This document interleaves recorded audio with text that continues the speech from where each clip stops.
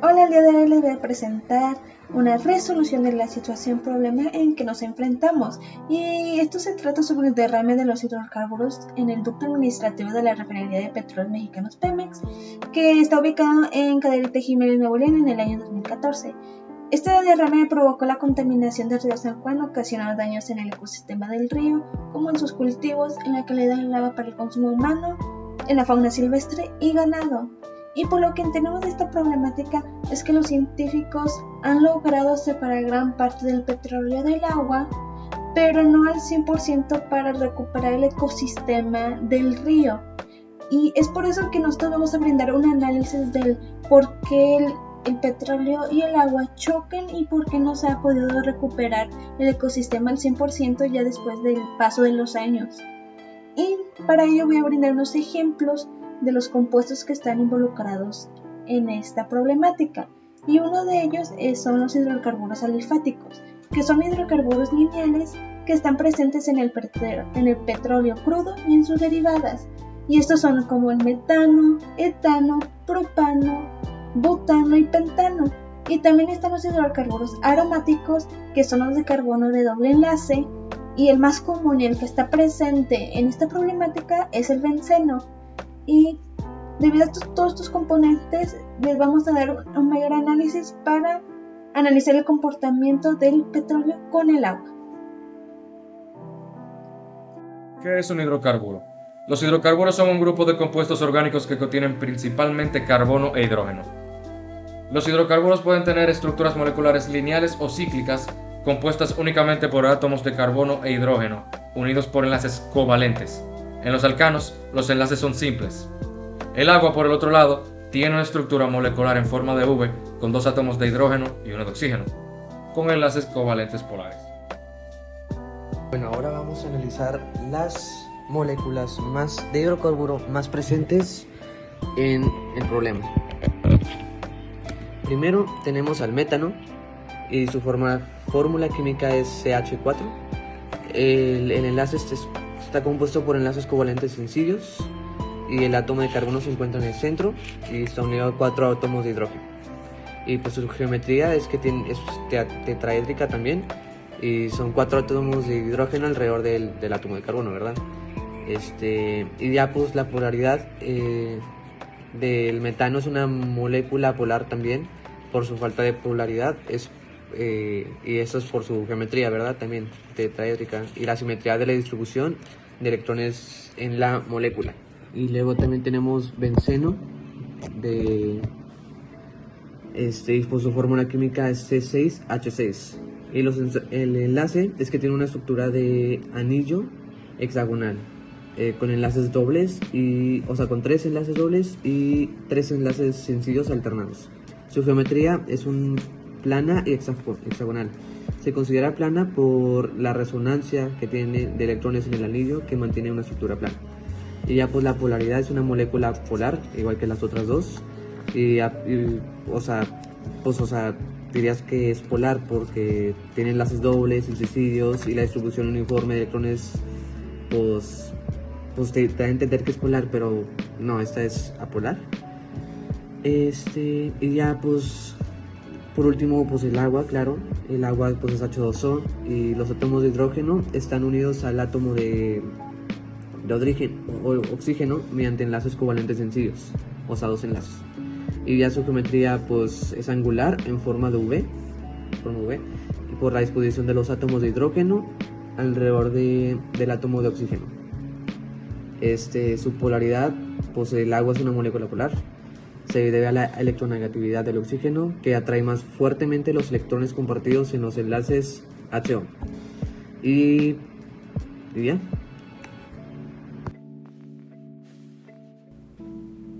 Bueno, y ahora vamos a ver esta tabla que pueden apreciar por la parte. Me voy a mover tantito de ahí. Esta tabla lo que está mostrando como dato son los elementos, son los compuestos del petróleo que se encuentran en, valga la redundancia, estos compuestos tienen obviamente polaridades, interacciones de moléculas, intermoleculares, propiedades, punto de ebullición, temperatura, interacciones, un montón de cosas que se pueden ver en la tabla de aquí. Voy a mover mis manitas por este lado. Y esta tabla menciona cosas muy importantes, como puede ser la polaridad del compuesto. Sabemos que el metano es apolar, el benceno es apolar, el etano es apolar, el hexano es apolar, el octano es apolar, y el único polar aquí es el agua. Mucho ojo con ese dato. Todos los demás son enlaces covalentes simples, exceptuando el etano, que es un enlace covalente doble.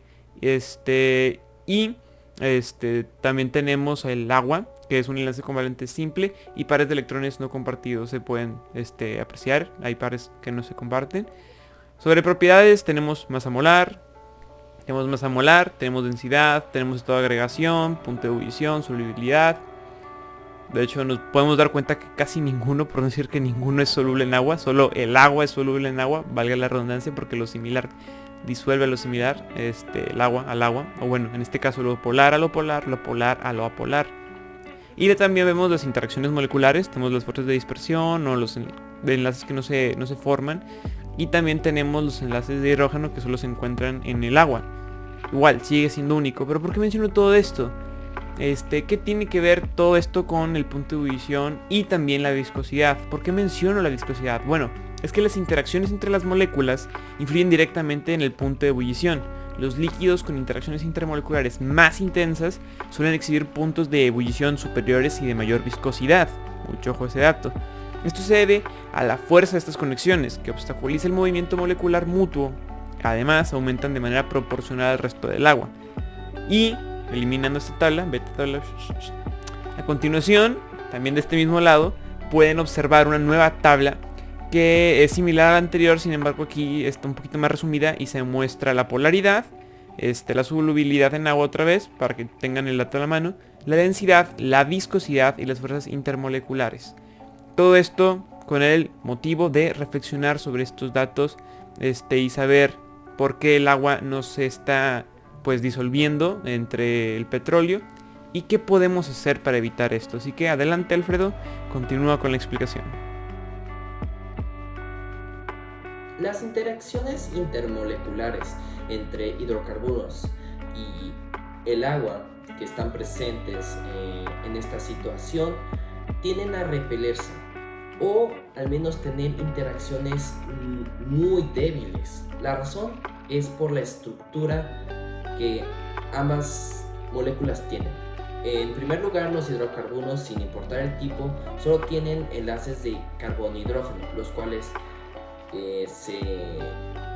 están formados por hileras de átomos centrales de carbón y están envueltos con átomos de hidrógeno, lo cual tiende a balancear la electronegatividad de la molécula y en sí haciéndolas no polares, a diferencia del agua, que gracias a su unión de hidrógeno y oxígeno, donde el oxígeno dobla al hidrógeno, tiene una geometría angular, una geometría molecular angular, la cual hace que los hidrógenos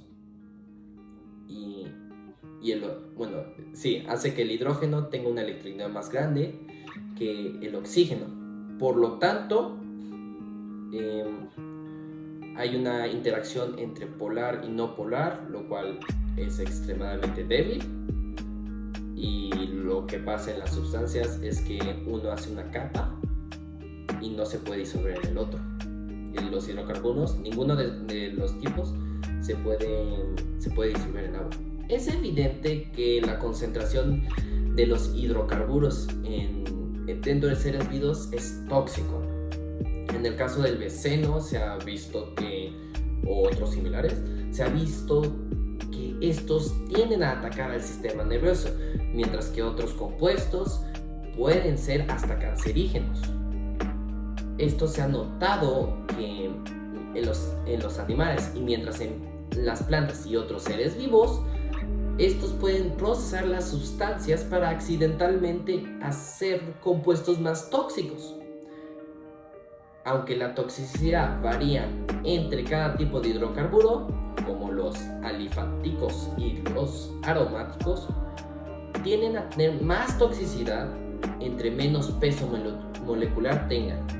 Además de esto, si se impregnan en el sedimento, pueden ser que se puedan filtrar hacia los cuerpos de agua subterráneos, como además que la evaporación de los descompuestos de los hidrocarburos tóxicos ya disueltos en el agua pueden transmitirse ahora a los suelos del ecosistema terrestre local. Si estos se esparcen dentro de los suelos del ecosistema, estos empiezan a perder fertilidad. La razón es que una vez en el suelo, los hidrocarburos cambian la estructura natural de estos. Primero, incrementan la toxicidad de las tierras al crear minerales más tóxicos, y segundo, tienden a provocar la pérdida de minerales importantes para las plantas, tales como el potasio, el fosfato, el sulfato, el sodio y el nitrato, como también otros componentes orgánicos de la tierra. El grado y la cantidad de hidrocarburos que se requiere para contaminar el suelo depende de la cantidad orgánica y la composición del suelo. Por lo tanto, la contaminación del suelo por hidrocarburos amenaza la vida terrestre, pues incrementa la cantidad de sustancias tóxicas que los seres vivos son expuestos, y pueden amenazar la supervivencia de cultivos dentro de esta área. Resaltando la toxicidad y el peligro que esta situación abarca, recordemos que el agua, para considerarse potable, requiere que sea incolora, inodora, insípida, libre de sustancias en suspensión o tóxicas para el ser humano, lo cual indica que esta situación claramente crea un riesgo no solamente para la salud humana, sino también para cualquier otro ser vivo que se abastece de este vital recurso. De acuerdo a la Secretaría de Medio Ambiente y Recursos Naturales, Semarnat, el cual tiene la responsabilidad de vigilar las condiciones y promocionar políticas que afectan al medio ambiente, y la Procuraduría Federal de Protección al Ambiente, Profepa, que se responsabiliza en la aplicación de las leyes y su seguimiento, los ciudadanos tienen el derecho de apelar una denuncia hacia las instalaciones contaminantes, pues bajo la Ley General del Equilibrio Ecológico y la Protección Ambiental al Ambiente, LGEPA, y la Ley de Aguas Nacionales, como también la Constitución mexicana, dictan que sus derechos hacia un medio ambiente sano, su derecho al agua, su derecho a vivir dentro de un lugar donde estos estén seguros, han sido violados por los principios de la violación de la responsabilidad ambiental.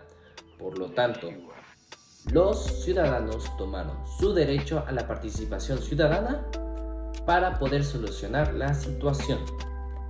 Soluciones que se han propuesto para resolver incluyen usar un sistema de filtro como desnatadores de succión junto con barreras inflables, las cuales se aprovechan de su baja densidad dentro del agua de los hidrocarburos, como también su alta viscosidad en comparación con el agua, para poder filtrarlos. Finalmente, se dará limpieza general utilizando absorbentes de hidrocarburos oleofílicos e hidrofóbicos, donde por medio de fibras de polipropileno soplado solo atraen a los hidrocarburos y repelen el agua. Esto se logra al ser similarmente compuestos de cadenas de carbono e hidrógeno que crean moléculas no polares. Estos atraen a los hidrocarburos no polares, pero repelen a las moléculas polares del agua. Otra de las técnicas para solucionar este problema es la bioremediación. Este método sirve como un método de separación entre el petróleo y el agua. Esta técnica utiliza microorganismos y enzimas para eliminar, degradar o transformar contaminantes químicos en el medio ambiente. y los elimina de una manera menos tóxica e inofensiva. Este método se basa en la cadena de respiración celular. Se desencadenan una serie de procesos de oxidación y reducción con el propósito de generar energía. Cuando el oxígeno se desempeña en el papel de receptor electrónico, se lleva a cabo la respiración microbiana en entornos aeróbicos, o sea, hay respiración. Sin embargo, cuando se emplean sulfatos o dióxido de carbono como aceptores de electrones, la respiración microbiana ocurre en condiciones reductoras o anaeróbicas. Aquí están las dos fórmulas que se pueden ver, bueno, ecuaciones sobre estos dos procesos, aeróbico, que estaría viéndose por acá, y el anaeróbico, que estaría viendo por acá. La ventaja de este método es que el crudo o el petróleo es susceptible a la descomposición microbiana. Aparte es natural, sostenible, barato, es resistente y tiene un impacto ambiental muchísimo menos menor, se podría decir así, a los métodos convencionales, como es el método de Herders, que es lo de las balsas, y esos métodos. Para concluir, es importante utilizar algún método para arreglar este problema, ya sea el que mencionó mi compañero o el que mencioné yo. El hecho de que este derrame haya ocurrido no solo refiere a que contaminó el río, sino que también contaminó los ecosistemas, cultivos y el agua para consumo tanto humano como de fauna silvestre y ganado. Todo lo que ya mencionó mi compañero anteriormente. Que no se está actuando rápido tan solo representa que no se ha estado respetando el derecho del agua, el derecho al agua y al medio ambiente sano, para esta comunidad. Y aparte, pues también se está viendo que esta comunidad está siendo sumamente afectada. Eso sería todo por nuestra parte. Fuimos el equipo 4. Todo este tema fue acerca del reto de investigación y análisis sobre el derrame de un ducto de petróleo de Pemex. Nos vemos hasta pronto. Buenas noches.